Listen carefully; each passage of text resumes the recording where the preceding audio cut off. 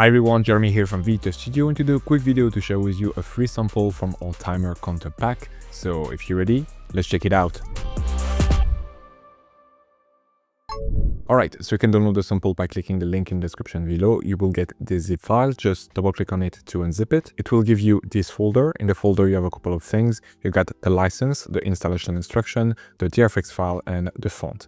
Please make sure to install all the fonts, otherwise the title will not work because Davinci will not know what font to use. So select all the font and then you can double click on them to start the installation process. Once that's done, you can go to the DFX file and double click on it to start the installation process.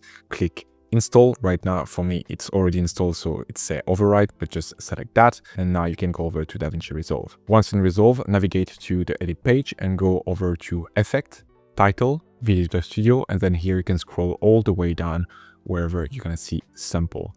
Then here you'll find all the sample that you may already have from us and the timer counter pack sample, so you can then just take it and drag it here in your timeline. This title will work with any resolution and any frame rate. So it will automatically adapt to a 24 FPS timeline, 30 FPS timeline, 60 FPS timeline, and it will automatically match the time.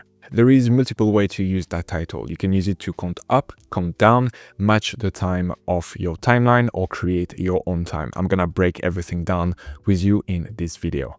First off, I'm gonna expand my inspector so we can see every parameter right here that allow you to customize that title. The first thing that you need to know is that there is 3 different types of animation going on right here. We have the classic animation in and out for the title to come in and out of the frame. We have a constant animation of that circle that represents the passage of time. And then we have the actual time being displayed.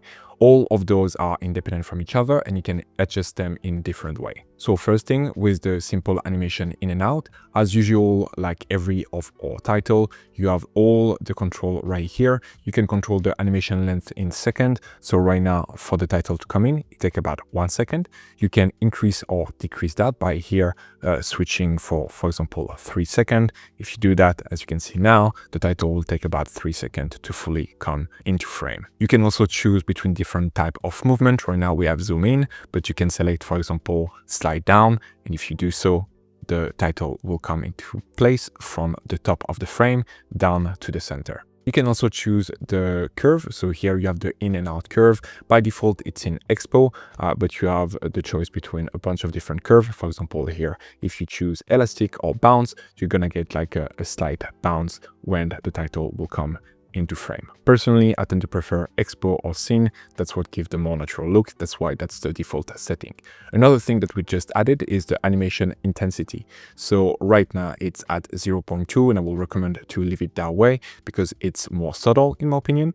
It's basically the movement from the frame to the center. So right now, as you can see, it's not coming from too far, but if I were to switch that to 0.8, for example, now the title will come from almost outside of the frame into place right here. So it's just, you know, depending on you and depending on the movement that you want, you can adjust that. I will recommend again to leave it at 2 to have a more subtle movement. And then here you have the same control over the animation out. So here you can choose the animation out length to be a different length than the animation in. Right now we put 3 seconds, but for example, right now we left at half a second for the animation out. So it's up to you to change the length of that animation out. You can also change the movement of that animation. So here, same thing, we can choose to have pan right, for example, which means that right now for the animation in, it's gonna go from top to center, and then it's gonna exit from center to right. So that's for the basic in and out animation of that title. Now let's talk about the main perk of that title, which is the time display and here that visualizer. So first, let's talk about the circle visualizer. Basically here at the beginning of the title, it's starting, and then when we're reaching the end of the title, it's closing that loop. This is gonna automatically adapt depending on the length of your title. So here, if I were to extend that title, for example, now you'll see that basically the visualizer are gonna take more time to complete. So if I scroll through it now, as you can see, it's matching or composition. To extend your title, you can just here drag the edges. That might sometimes take a second to load because there is just a bunch of tools going on right here. Another way will be simply to right click on the title and then select change clip duration. And then you can input the duration that you want. If, for example, you want to have 15 seconds, you can do that right here. If you want to have a minute, here, I'm going to switch that to 0, 0. And then here, we're going to enter 1 minute and we're going to select change. And now, as you can see, my composition is now a full minute in my timeline. And again, the visualizer has adapted to that. We have the possibility to count up and count down. I'm going to share that in a second when we're going to talk about the timer itself. Here for the visualizer, you can choose to invert that progress. So for example, right now it's going in that direction. We can select here in circle, invert progress, and basically it will go in the other direction. So that's going to help you to do either a count up or a count down. Now for the timer itself, there is many ways to use it. You can either have it only adapted to the timeline, or you can display your own time, a starting point and ending point. So the first thing is that here you can choose to display hour, minute, and frame. So you can just toggle those things to display each of those elements. Right now it was only in minute and second, but you choose to have instead only second and frame. Only thing is that if you do that, obviously right now we're trying to display 32 minutes, for example, therefore it's just gonna break that down into second. So just pick the right way of displaying depending on the amount of time that you want to display. I hope that makes sense. So let me show you the two ways of displaying time. There is one that is adaptable and there is one that can allow you to display whatever you want. So the first thing is here, if you want to have that timer matching your timeline the same way as that visualizer, just make sure that here in hour, minute, and second, you have everything set to 0. If you set everything here to 0, the timer will start from 0 and will count up until the title is over. So right now we've selected a minute. So basically we're gonna have the counter counting up to 1 minute. And this will match the visualizer ring that we have. Now you can also invert that. So for example, if instead of counting up from 0 to 1, you want to count down from 1 to 0, you can do that right now by selecting count down. And now we're gonna start at 1 and we're gonna go all the way down to 0. And again, remember here, we can also invert the visualizer depending on what we represent. Generally, if you want to count down, it's probably better to have this inverted. That way the counter gonna basically go down and the visualizer gonna go down as well. And if you want to count up, that's probably better to have this untick. That way it's gonna count up and the visualizer gonna progress in the full direction. Now that's one way to adapt that timer, to have it adaptable and matching the in and out point of the timeline. The other way is if you want to represent a certain amount of time passing and having that being accelerated. For example, if you don't need to display a counter for like a full minute, 10 minutes, 15 minutes, etc., but you just want to represent the passage of time in, let's say, a 5-second sequence, you could do that fairly easily. Let me show you how. So here I'm going to change the duration. We're going to do, let's say, 5 seconds. To do that, I can again right click here and change clip duration, or I can use the shortcut Command D. And then here it just prompt open the same change clip duration window. I'm going to select 5 seconds. I'm going to select change. So now obviously the counter is only counting from 0 to 5 seconds, but we can use that to either animate each of those value or starting the counter to a specific value. Let's say here we want to only show a specific amount of time. So in minutes, I could select, let's say 25 minutes. And now as you can see, it's going to count, 5 seconds, but from 25 minutes.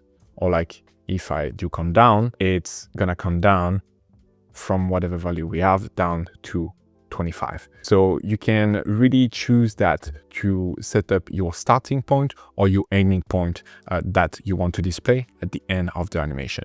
Another thing, if you want to show the passage of time fast, what you can do is simply here selecting, let's say 0, and then we can keyframe that. So I'm gonna go here at the beginning. I'm gonna have 0 minutes.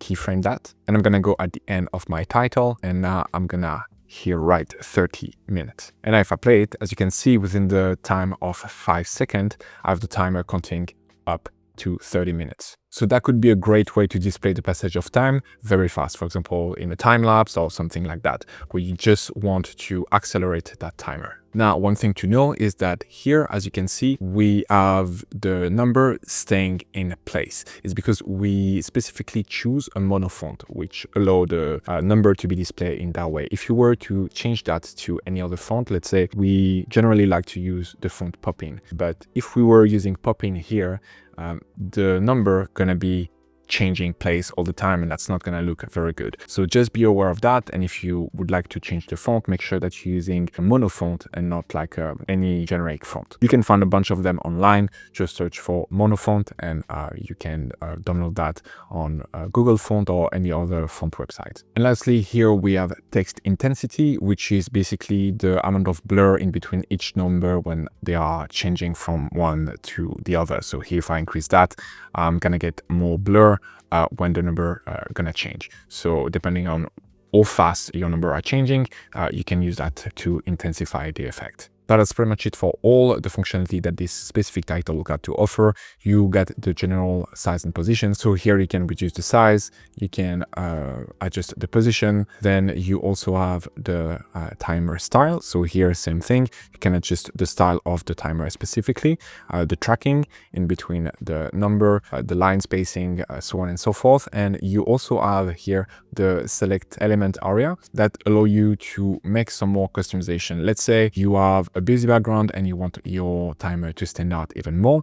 You can here select between different useful stuff. So here you have some text border, you get some text shadow, you get some text background. All of them are disabled at the moment, but if you click enable, as you can see right now, you're gonna have like a background that is auto adjusted to the text. You can then adjust the size of that background. You can adjust if you want to have straight corner or rounded corner. You can switch the color as well, so on and so forth. So here you can basically toggle in between all of them. Then the last one is here a circle. We have the inverted progress, like I mentioned earlier. You can also adjust the general border width. So here, if you want to have a thinner visualizer, you can do that. You can also adjust the overall width of that timer. Just be careful to not expand it too much, because otherwise you're gonna start to clip here in the frame. So you can increase that, but just don't do it too much.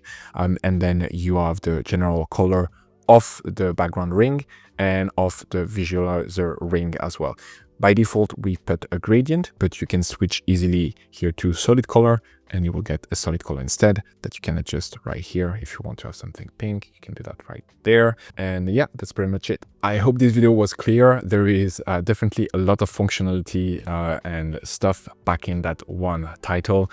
So I hope that was not too confusing, but I think that can be a very, very useful tool for any editor. If you enjoy using that title and you want more, we have a full pack with a bunch of different timer, different layout, etc. that pack the same functionality. I'll let you check that out on our website. Thank you so much for watching, and I'll see you in the next one. Bye.